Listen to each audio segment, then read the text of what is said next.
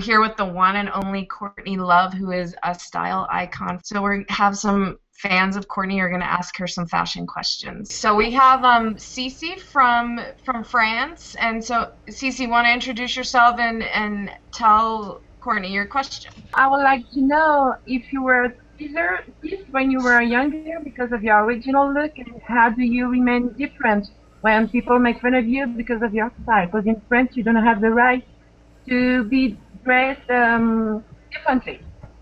Well, when I was really young, when I was about in sixth grade, I was in England, and everyone was really into Bowie. So when I came back to this state in this country that's above California called Oregon, everyone was wearing like bell-bottom jeans and like tube tops, and and I was wearing like, I had Bowie hair, I'd shaved off my eyebrows.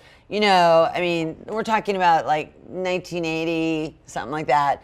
I mean, I'm pretty old, but they beat me up. They gave me so much shit. So when you're really young, I started conforming. I started dressing more like they dressed, but I was also really young. Then as I got older, I decided that, I met a lot of gay guys, a lot of drag queens, and the drag queens taught me, it's all just drag. Whether you're a man or a woman, it's drag. So, I met a girl named Ursula, and she was kind of fat, actually, but she was the most stylish person I'd ever met in my life. She had an Elvis Presley quiff. She wore like gold capri pants, a gold lame jacket. She didn't give a shit what anyone thought about her. She'd get on stage at the All Ages Gay Club and she'd lip sync to like Lane Lovitch or the B-52s. And she was amazing. I followed her around like a puppy dog.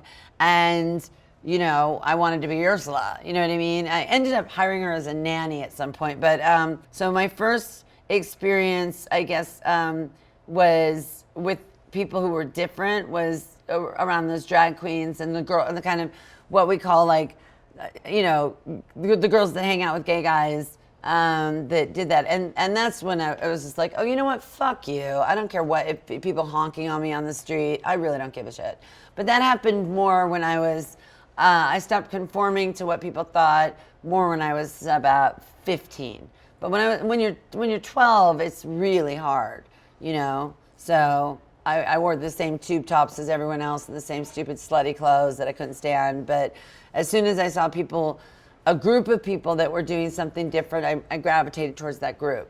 Well, Melanie, I mean, you're a designer. I know Courtney owns some of your pieces. Want to just tell us a little bit about yourself and then jump in? Well, I'm the designer for Wheels and Doll Baby in Australia, and I love Courtney wearing my things. I think she sort of embodies a lot of what I'm trying to get across, and she gets our fit. We have a store in Sydney that we sell online all over the world. It's very sexy clothes. Oh, thank you. It's like sort of classic Dolce dresses and really nice little cardigans, and it's super sexy. Good pencil skirts, good leather, stuff like that. Very, very pretty. So, Courtney, I was wondering, remember when I hope you did do it, but I read that you bought some Stevie Nicks' stuff, and I was wondering what you got. I bought Stevie. No, I never bought anything from Stevie. Stevie gave me one thing. She gave me her Rhiannon dress, which I keep wrapped in tissue paper. And did she sell stuff? Did she have a sale of her clothes? No, I don't think Stevie would ever sell anything. There's no way. That woman she took me in her wardrobe room. She has saved every single thing she's ever worn, including the tights she wore on the cover of Fleetwood Mac. Like, she saves everything. And she's really particular about what she gives away. But I did get a pair of boots from Marianne Faithfull that she walked out of Mick Jagger's house in with a rug and her son and a bag, and that's it. And she gave me the boots, and I had them replicated. Told somebody that the boots that were replicated were Marianne's. They were stolen like that, and I still have the real ones. So I'm very happy about that. And they fit. Very clever. And what about, there's a great shoot you did, and I think it was the cover of Spin magazine, and you had one of those little Kinderhore dresses on, and it was at the Chateau Marmont pool. Do you remember that? How long ago was this? Oh, a bit of a while. It was in, Are you talking about another decade? Yes, possibly. Like in the 90s? Okay, Yeah. sure. And it had a white collar and a black. Yeah, Ellen von Unworth. I know the shit. Yeah. Oh, yeah, that was divine. I loved that.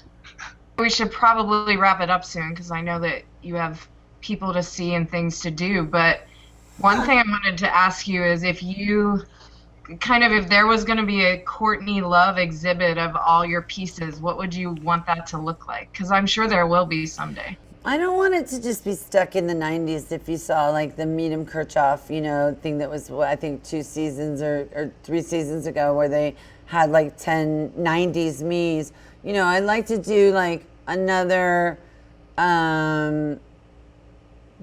big trends that, I may not, Stevie Nicks has the one and I have the one and whatever, but I really, really am passionate about designing, and I really do hope that Never the Bride and Magdalene get off the ground, and I think they will. My partners are excellent. Thanks everybody for coming out. This was really fun, and thanks to Courtney, and have a good one, everybody. Thank you. Thanks a lot. Bye, everybody. Thank you so much. Bye.